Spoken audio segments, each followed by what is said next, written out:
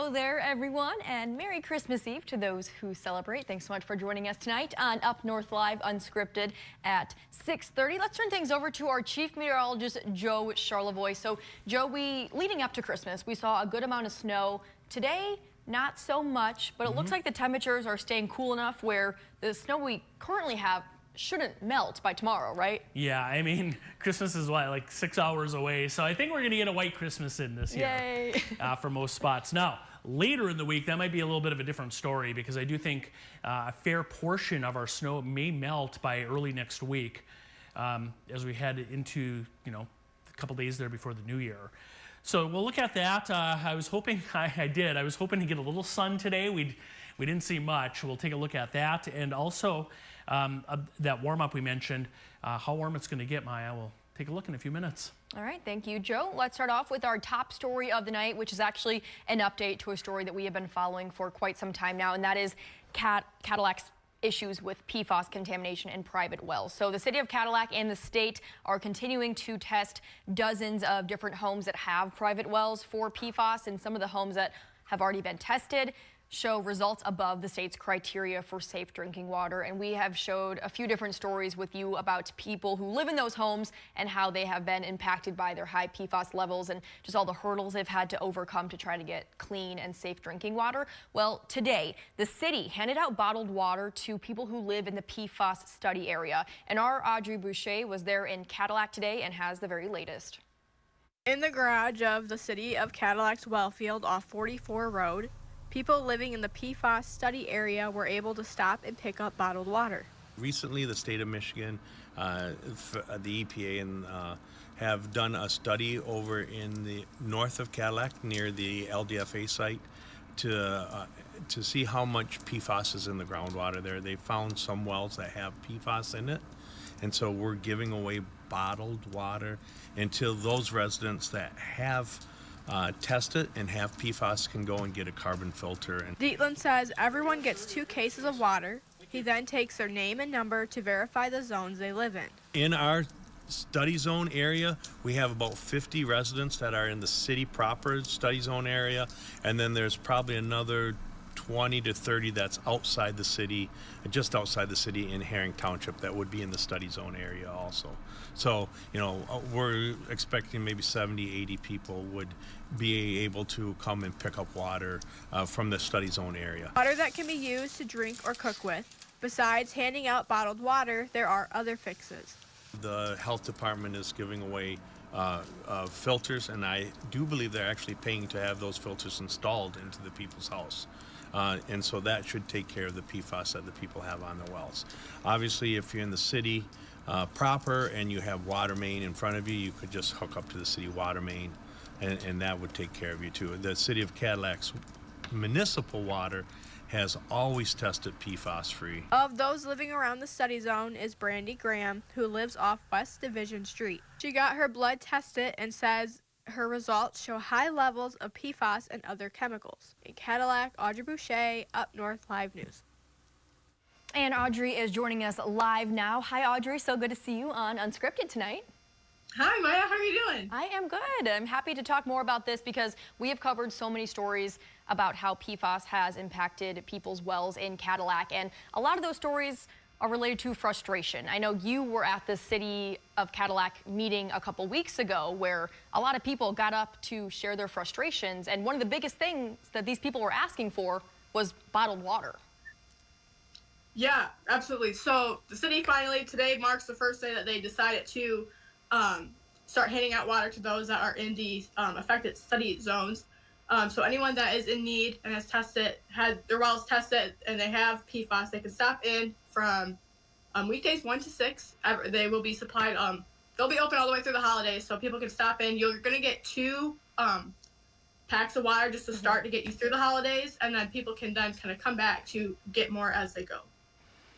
Gotcha. Okay, so you talked with Brandy Graham today, who her PFAS levels came back higher than the state's criteria, and then you showed in your story that she actually got some blood work done and that her blood results showed high levels of PFAS.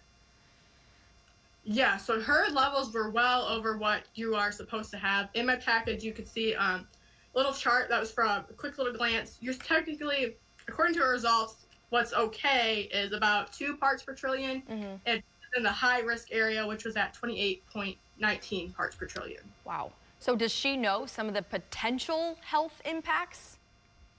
She has she's speaking with her doctor. What she shared with me is she has a whole list of things of what she can now no longer do. So she has to start cooking in ceramic pots and pans. She cannot cook she can't microwave her food in plastic or styrofoam containers. She said it's kind of to be treated like if you had like radiation poisoning in a way.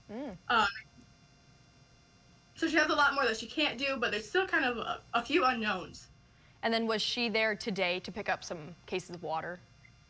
I did not run into her. There were a good couple people that were kind of stopping in, but it was the first day, and hopefully more people start trickling in. So when you were there, how many people would you say came in to pick up the water bottles? When I was there, it was about 3 people. Okay. And did you get to talk to them about how they're feeling about at least getting some temporary help from the city on this?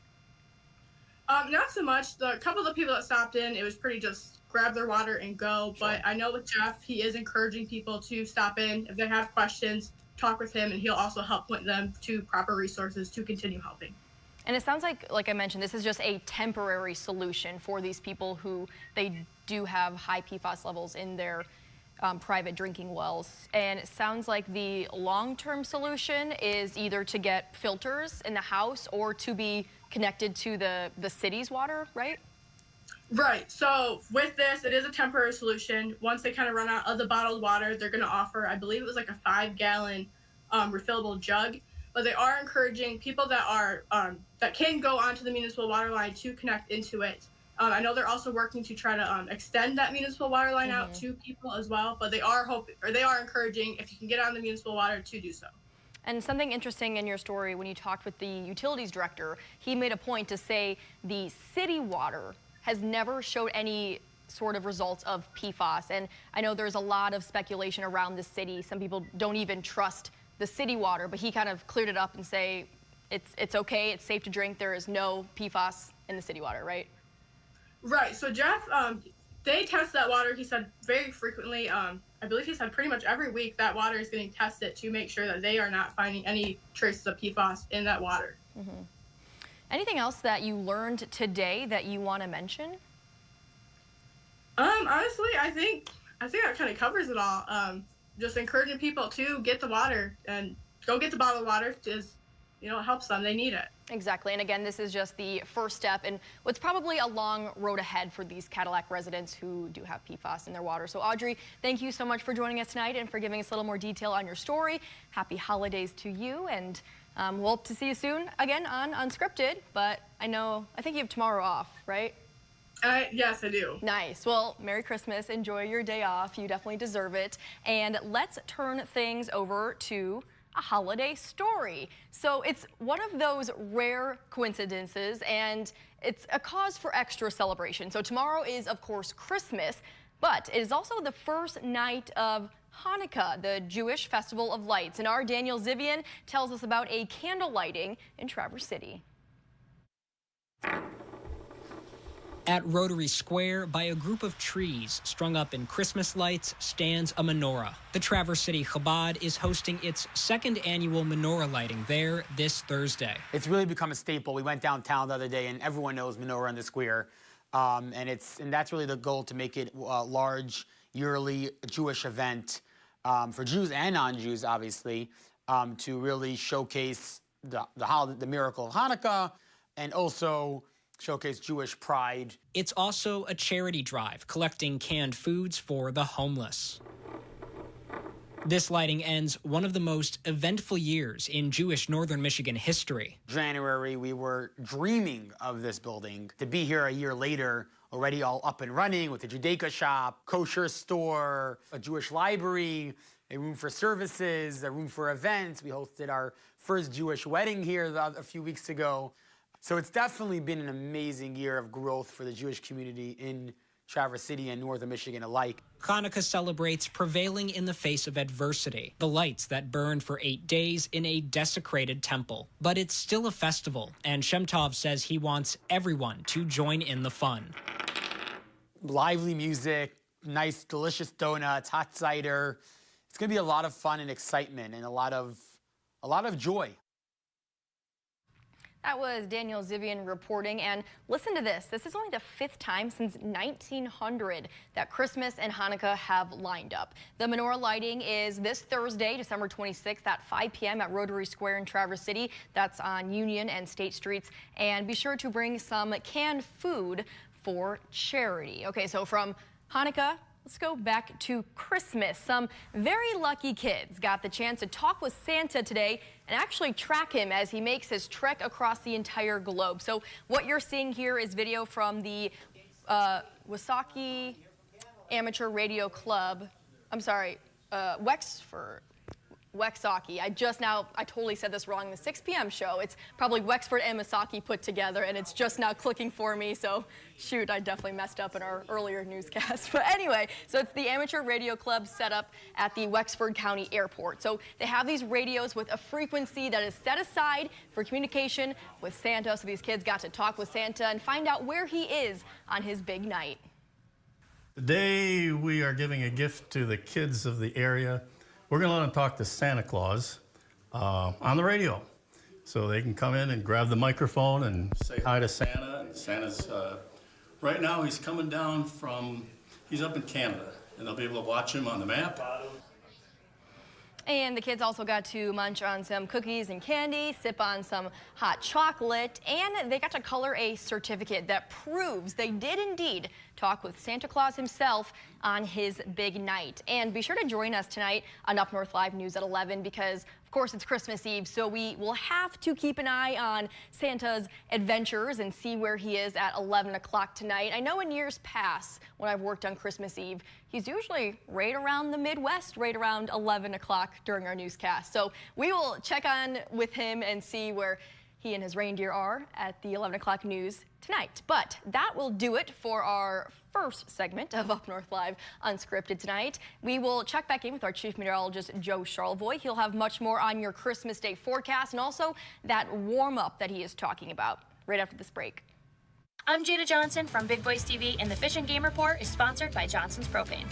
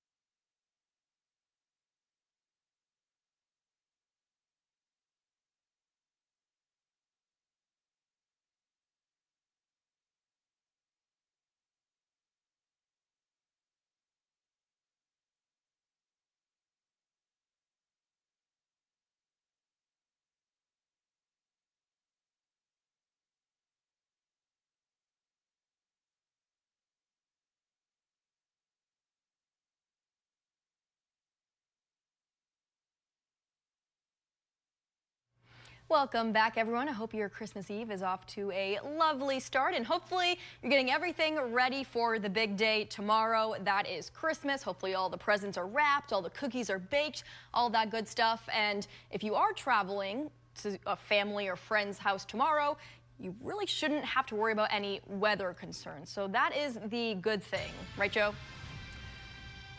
Sure is, because 2 years ago we had that big blizzard rolling in. Yeah. Do you remember that? That was intense. I actually, I have a clip of it in our weather. I forgot to pull it up, but Maybe at 11. Old memories. Yeah. A lot different this year. We had some snow yesterday, Maya, but that's gone, and we're going to enter now a pretty mild period of weather coming up here, warming up, and I think later in the week, we're going to melt some snow coming up here, but not not enough to give us a white Christmas. There's the snow on the ground right now. And, the typical snowbelt areas have still over a foot, where you see some of the purple shading, especially there around Quamanon Falls. And then in lower Michigan, Antrim, Kalkaska, parts of Otsego counties is where the deepest snowfall is. And of course, Christmas being tomorrow, we're not going to melt much of this. So, yeah, many areas should have a white Christmas. Speaking of Christmas, here's a look at the forecast for tomorrow on Christmas Day. It should be a quiet day overall. Cloudy skies still expected, maybe a peak of sun with temperatures in the low and mid 30s. But we were kind of stuck under the clouds most of the day. This is a time lapse today over Petoskey there in Emmett County, and you're looking kind of north over US 131. You see the clouds. They just did not want to break up today. We kind of were stuck under those. And if you're wondering about sunshine, those nice days when you get that sun, it's just nice. Unfortunately, looking ahead here, there's our prospects for sun. You might get a glimmer of it tomorrow, but probably not. And then we're looking at overcast skies, kind of dreary actually, Thursday through Friday through the weekend.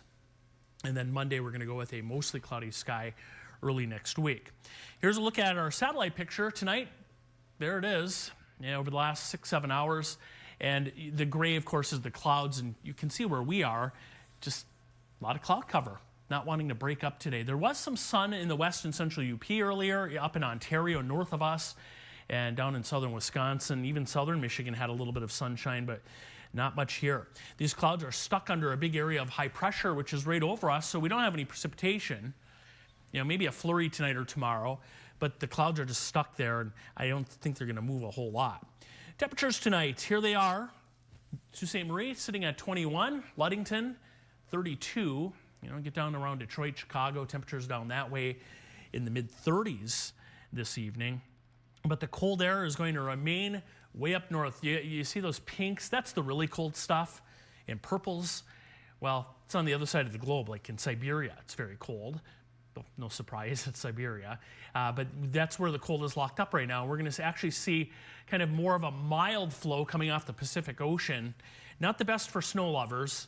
And we will see a little bit of melting. Now, there are signs early next week, right in there, as we head toward New Year's Eve, that we could possibly see some cooler weather as we head toward that time frame. But take a look at our temperature trend coming up here. 30s as we head into the day on Wednesday. Thursday, 30s again, maybe a little bit of melting. Friday, some 40s in spots. And then there we are. We're looking at 40s and even some spots in the 50s on Saturday. So that's a day, I think, early in the weekend where we're going to get quite a bit of melting. And then Sunday, temperatures expected to be in the 30s. Just run out stormcast. There's not a lot to show you here. Maybe a flurry tomorrow. There's Christmas afternoon. There's Thursday. Pretty similar downstate across the UP if you have travels. And there we are on Friday. Now look at this. This is a little rain Thursday night into early Friday. A few showers coming in, perhaps into Friday afternoon and evening. All right, here's the extended forecast through New Year's Eve, which is next Tuesday. A lot of clouds. Look at the warm weather. And the normal highs are on the bottom. 28 and 32 is typical for this time of the year. So we'll be well above that with those showers through the weekend. Right now, New Year's Eve looks like upper 30s to upper 40s and cloudy. But I will tell you this, just after New Year's Eve into New Year's Day, it does cool down. We may see some snow on the start of the new year just after this, just beyond this forecast there, Maya. And that's that roller coaster pattern that we've been seeing Yeah. pretty much all winter. Absolutely. All right, thank you, Joe. We are going to take another quick break, but coming up next, we'll check in with Sports Director Harrison Beebe. He is back with Brendan Quealy and James Cook from the Traverse City Record Eagle, and they are continuing their year in review segment, this time with high school boys sports. So all of that right after this break.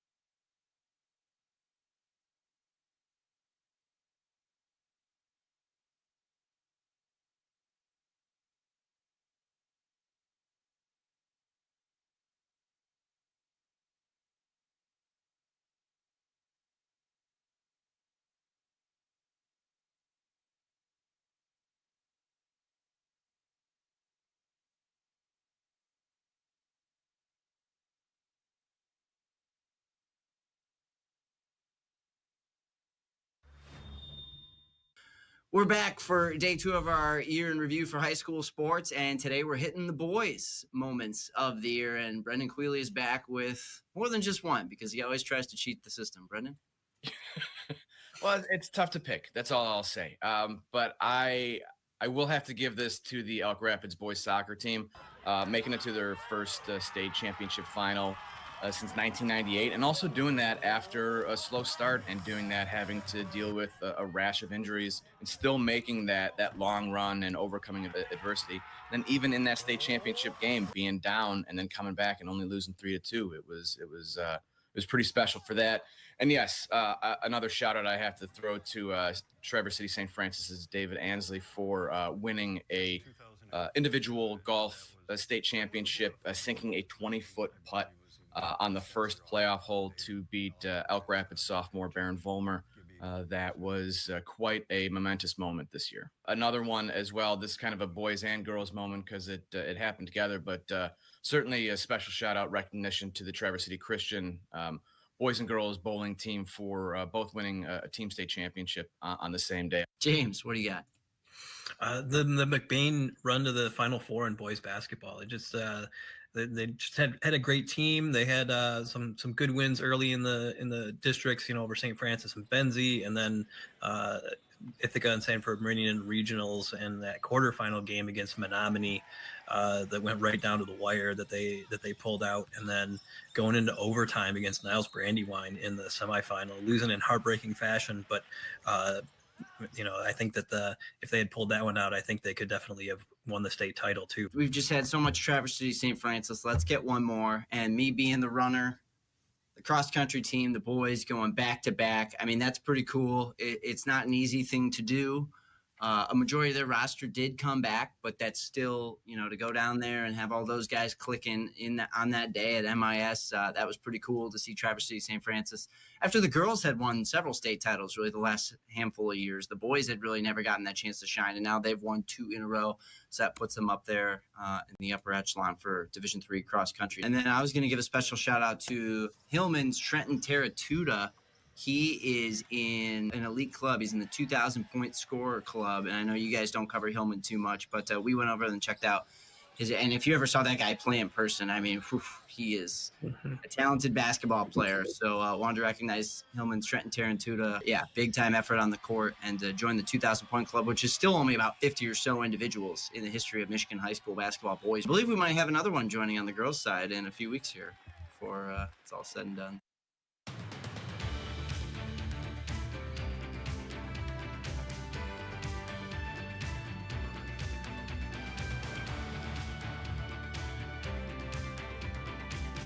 Salon services are furnished by Epiphany Advanced Academy in East Acme.